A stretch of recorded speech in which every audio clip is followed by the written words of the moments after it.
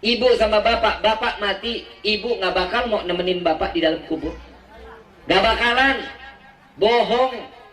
Siapa yang mau nemenin? Semua amal kebaikan kita. Ibu mati, bapak nggak mau nemenin di kuburan. Ogah, mendingan kawin lagi. Anak sebaktinya sama orang tua nggak bakal mau nemenin orang tua di alam kubur. Nggak bakalan. Semua cuman amalan kita yang saat nanti disaksikan oleh Allah Subhanahu wa taala.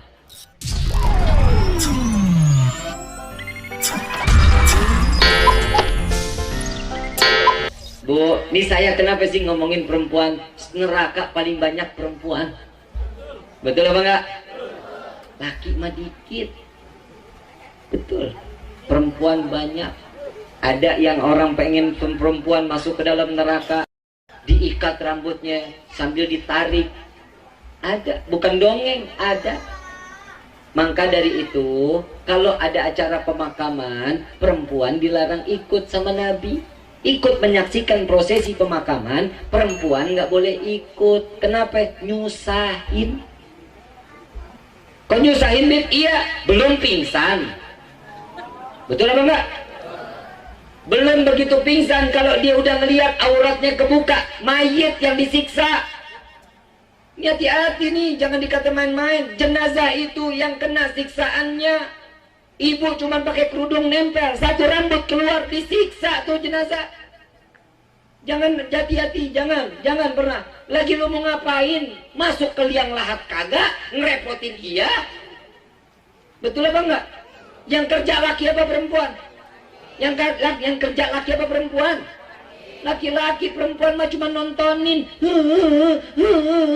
Setiap tangisan Dani, air mata yang jatuh ke bumi akan menjadi saksi di yaumil qiyamah. Saat jatuhnya di pemakaman tersebut akan menjadi siksaan jenazah tersebut.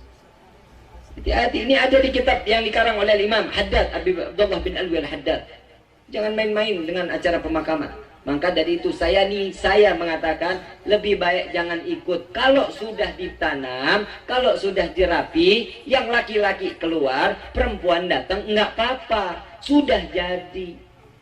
Lagi mau ngapain sih ngikut? Pak, Bu, bohong. Orang saling cinta. Kalau bukan karena Allah, bohong. Ibu sama bapak, bapak mati, ibu nggak bakal mau nemenin bapak di dalam kubur. Nggak bakalan. Bohong. Siapa yang mau nemenin? Semua amal kebaikan kita. Ibu mati, bapak nggak mau nemenin di kuburan. Ogah, mendingan kawin lagi. Anak sebaktinya sama orang tua nggak bakal mau nemenin orang tua di alam kubur. Nggak bakalan. Semua cuman amalan kita yang saat nanti disaksikan oleh Allah Subhanahu wa taala. Al-mautu haq. Munkar wa nakir haq. Pertama tadi, kubur, siksa kubur adalah hak. Munkar nakir hak. Mati hak. Semua yang dipertanyakan oleh Allah hak semuanya. Nggak ada kedustaan, tidak ada kebohongan. Setiap apa yang hidup pasti akan kematian. Data kullu nafsin dha'iqatul. Nggak ada orang yang hidup selama 1000 tahun. Nggak ada. Kalau bukan karena ada kematian, tidak akan pernah dihidupkan oleh Allah. Apa kata Imam Syafi'i? Kalian mau gak ibadah silahkan, nggak mikirin ibadah silahkan, berpikir punya tahun 1000 tahun lama hidupnya silahkan, tapi satu waktu sisakan kalian pikirkan sampai kapan. Saat ini mungkin kain kafan kita sedang ditenun.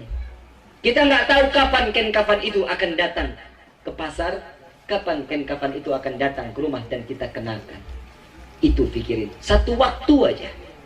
Kalau itu sudah terpikirkan, insya Allah iman kita akan naik di hadapan Allah. Gak akan kita berani durhaka kepada Allah. Kita hidup banyak durhaka, tapi pengen masuk surga, betul nggak? Maksiatnya iya. Mau kita ibadah males, tiap doa mintanya masuk surga yang paling tinggi. Surga nggak gratis, Pak, Bu, surga nggak gratis.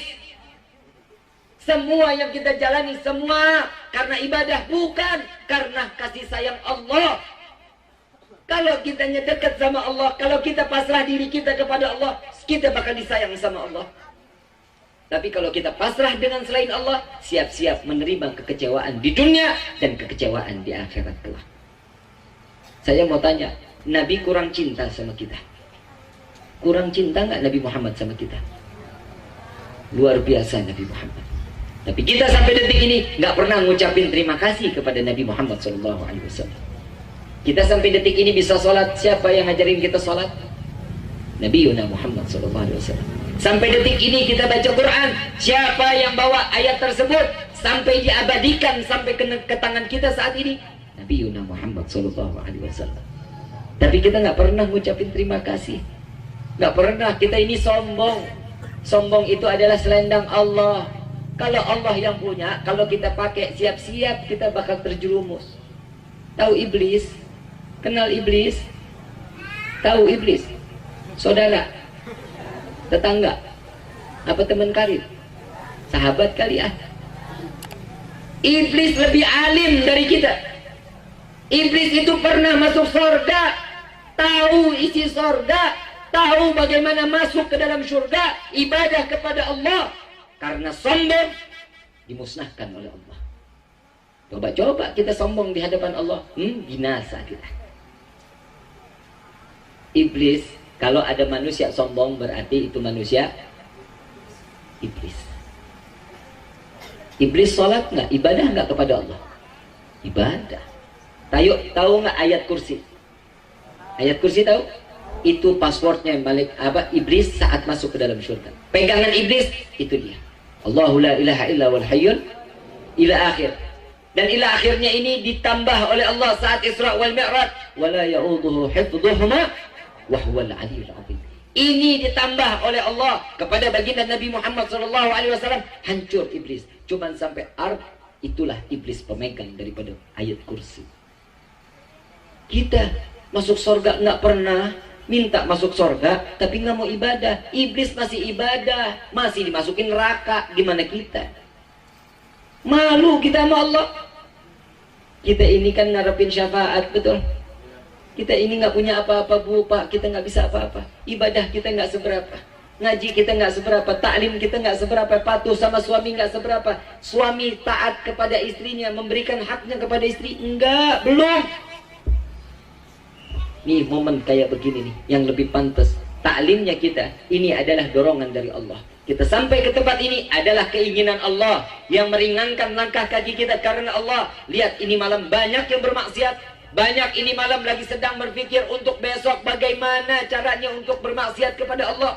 Banyak. Tapi kenapa kita yang diizinkan untuk datang ke tempat ini? Karena kita yang ingin diampuni oleh Allah Subhanahu wa ta'ala.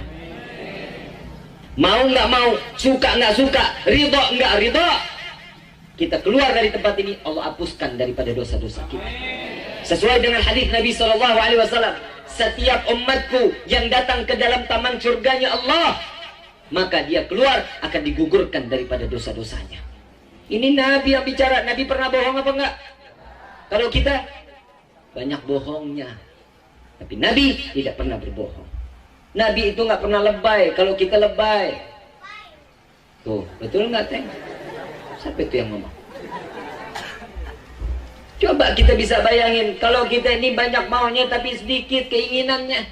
Sholatnya enggak, ngaji enggak, mau masuk surga. Tahu Abu Nawas, kenal ya? Sering kita dengar ada cerita tentang Abu Nawas, tahu? Doanya Abu Nawas apa? Ila stolin si a'la walak wala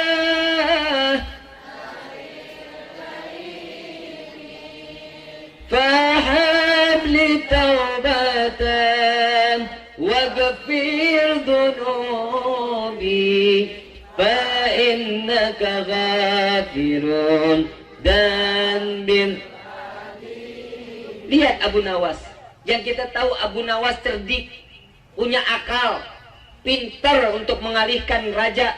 Bukan itu intinya. Abu Nawas doanya seperti itu karena dia memaksa Allah agar dia dimasukkan ke dalam surganya Allah. Lihat Abu Nawas, sholatnya Abu Nawas, sholat taubat 1000 rakaat, ikutin Nabi. Wiridnya Abu Nawas setiap hari menghatamkan Al-Quran lebih dari 10 kali. Sama kita sama Abu Nawas. Gak usah Abu Nawas. Para salafun salihin, guru-guru kita, alim ulama kita sering nggak baca ratib al-Attas? Pernah baca ratib? Ratib al-Haddad pernah? Mereka orang yang saat itu mengarang daripada ratib-ratibnya dengan zikir-zikirnya tidak lepas Al-Habib Umar bin Abdurrahman Al-Attas dari mulai maghrib sampai ke isya tidak pernah lepas membaca Al-Fatihah 15.000 kali. Membaca kulhu 15.000 kali. Baina maghrib wa isya itu wiritannya. Al-Imam Haddad, Al-Habib Abdullah bin Alwi Al-Haddad sangat luar biasa mengikuti daripada gurunya Al-Habib Umar bin Abdurrahman Al-Attas sampai mengarang ratibnya. Siapa lagi? Syekh Fagil Muqaddam, pongkol dari para habaib, kepala atau buyut cicit dari Rasulullah. Setiap rakaat awal, satu rakaat pertama dan rakaat kedua seterusnya tidak pernah lepas khatam Al-Quran setiap satu rakaat. Kita sama mereka.